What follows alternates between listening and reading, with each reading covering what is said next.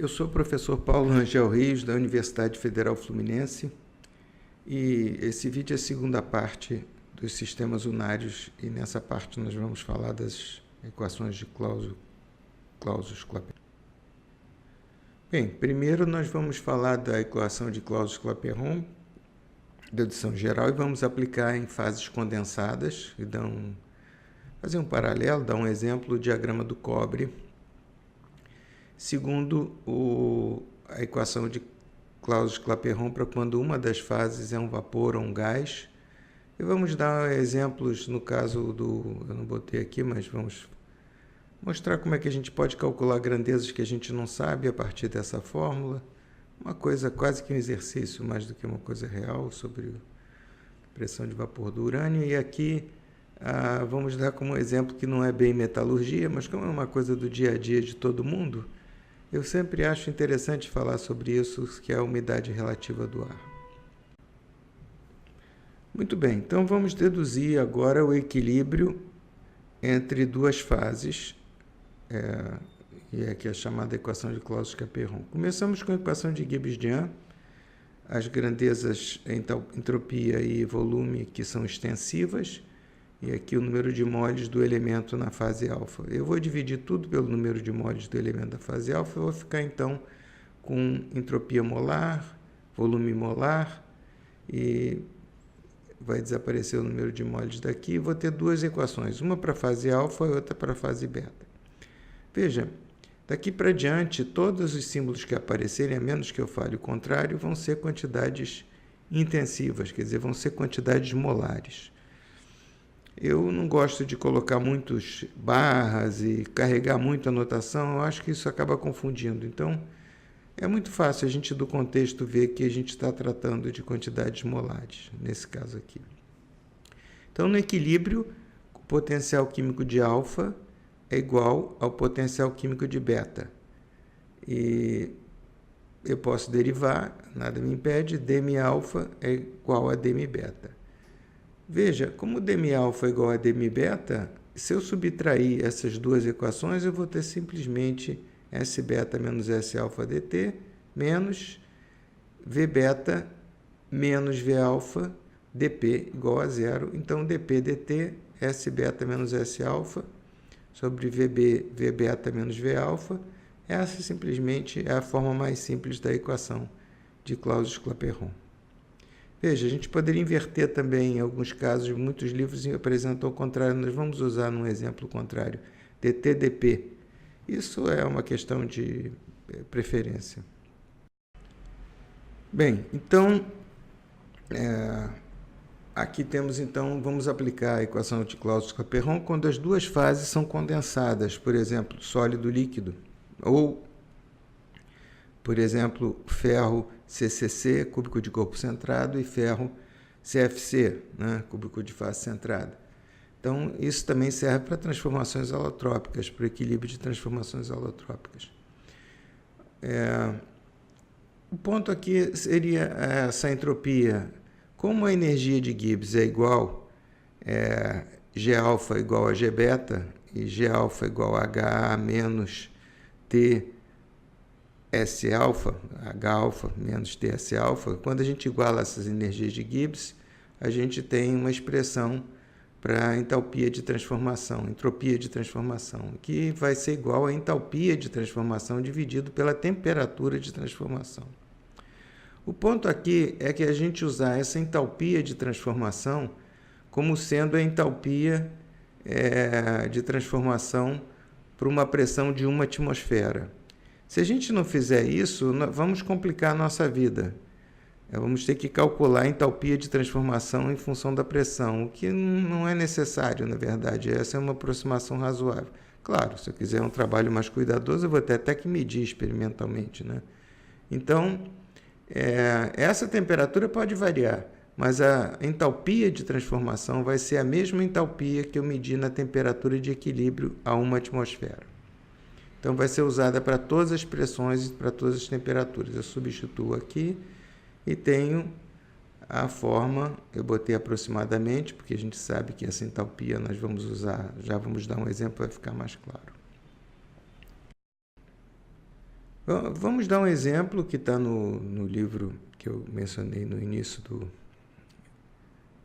no primeiro slide, no segundo slide, que é para o equilíbrio do cobre líquido e sólido. Então, nós temos que a temperatura de fusão do cobre é igual a uma atmosfera, que é uma atmosfera aqui é 10 a 5 Pascal.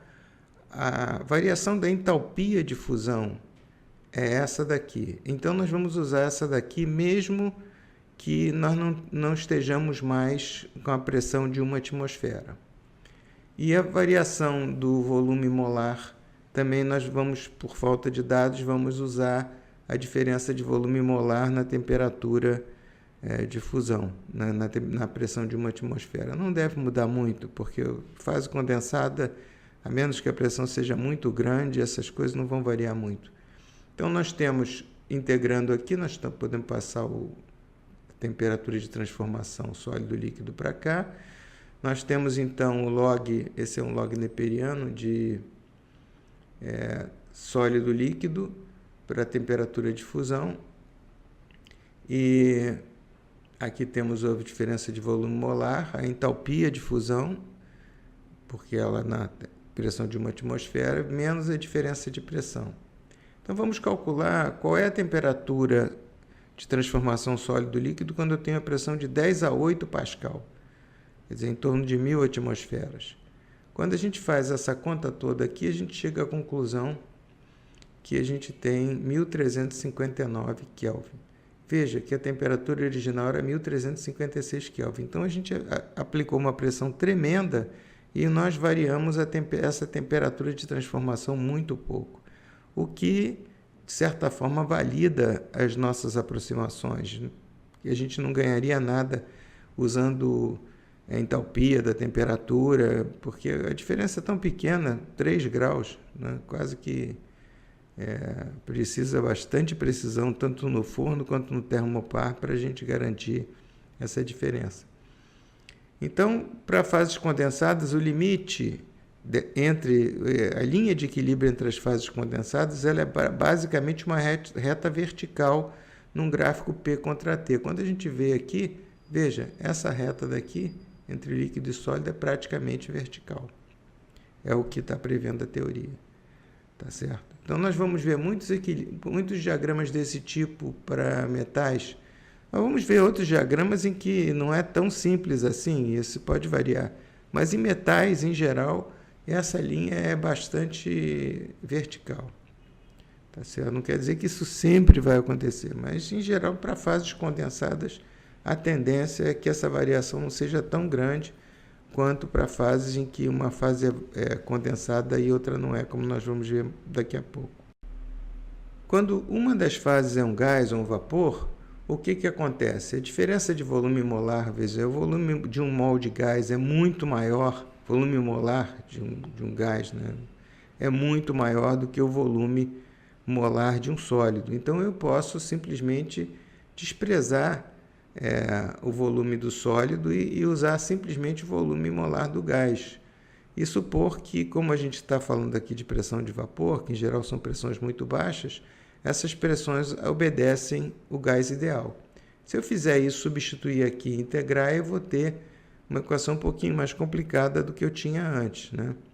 Então, eu tenho o logaritmo neperiano da diferença de pressão e um T0. O T0 pode ser, por exemplo, a minha temperatura de ebulição, a minha temperatura de sublimação, tá certo?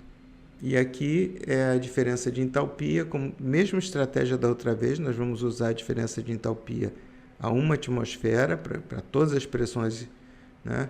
Essa entalpia vai ser C vale uma fase condensada e G é o gás. Então, aqui poderia ser sólido ou líquido, e aqui o vapor, então a gente estaria falando de ebulição ou de sublimação. Vamos dar um exemplo que também... O primeiro exemplo é uma conversa minha com o professor, que ele estava comentando isso, e eu fui procurar o ponto de ebulição do urânio. Vamos supor que a gente quisesse calcular a entalpia de transformação do urânio líquido para o gasoso. Às vezes pode ser difícil determinar isso experimentalmente, às vezes pode ser mais fácil determinar uma temperatura menor e tentar estimar isso usando a equação aproximada. Então vamos usar aqui, né, aqui nesse caso, essa forma de equação, quando a pressão é 1 atmosfera, nós não precisamos do denominador, né? Porque 1 atmosfera fica sendo o denominador, então eu posso botar direto a pressão. Vocês vão ver essa forma em muitos livros, inclusive no livro do Lee, né? Então, temos aqui. Vamos supor agora que a gente saiba que o ponto de ebulição é esse e que a pressão de vapor nessa temperatura seja 0,01 atmosferas. A gente quer saber qual é a entalpia de vaporização. Nós podemos colocar esses números aqui e nós vamos estimar que essa entalpia de vaporização é 466 kJ por mol. Usando esses dados aqui que eu tirei da própria Wikipédia, isso daria 417, que não me parece um resultado muito bom, né? Mas olhando um outro site, esse nuclearpower.net, eu vi que eles chegaram num valor, embora o ponto de ebulição deles fosse diferente. Para quem estiver interessado, consulte esses sites e refaça esses cálculos, deu 477. Vejam que diferença grande, né? Os dois são dados que eu obtive da internet, de Wikipédia não é tão ruim assim, na minha maneira de ver, e esse site deve ser até mais acurado, porque os resultados são muito recentes, 2018. Então, dentro da variação que a gente observa dos dados que a gente tem acesso, né, a gente vê que o calculado não está tão ruim assim. Bem, então, vamos falar, antes de falar de umidade relativa do ar, vamos falar do equilíbrio da água com vapor. Vamos imaginar que a gente tenha um recipiente fechado, inicialmente aqui era vácuo, a gente colocou água líquida aqui e numa dada temperatura deixou o líquido evaporar até que o vapor, a pressão de vapor aqui, estivesse em equilíbrio com o líquido. Quer dizer, a quantidade de moléculas de líquido que se junta ao vapor é igual à quantidade de moléculas do vapor que se junta ao líquido. Nós podemos calcular isso usando a nossa equação, tá certo? Porque esse é um sistema unário e nós estamos calculando o equilíbrio vapor-líquido. Nós sabemos que a entalpia de ebulição da água do líquido para o gás é esse valor aqui, em joule, né, por mol, e a constante dos gases. Substituindo, nós temos então uma equação que nos dá a pressão de vapor da água em função da temperatura. 373,15, 100 graus é a temperatura de ebulição da água. Tá certo? Muito bem. Até agora eu não sei como é que deu um resultado tão bom. Eu mesmo fiz esse gráfico, eu peguei os dados da Wikipédia de 10 em 10 graus e o azul a equação de Clausius-Clapeyron que a gente deduziu.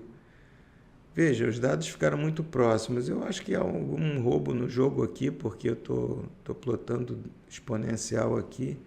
Os dados ficaram muito próximos. Depois, quem quiser conferir, que faça. Mostrou que... Veja, quando a gente olha os números da tabela, há uma pequena diferença. Tá certo?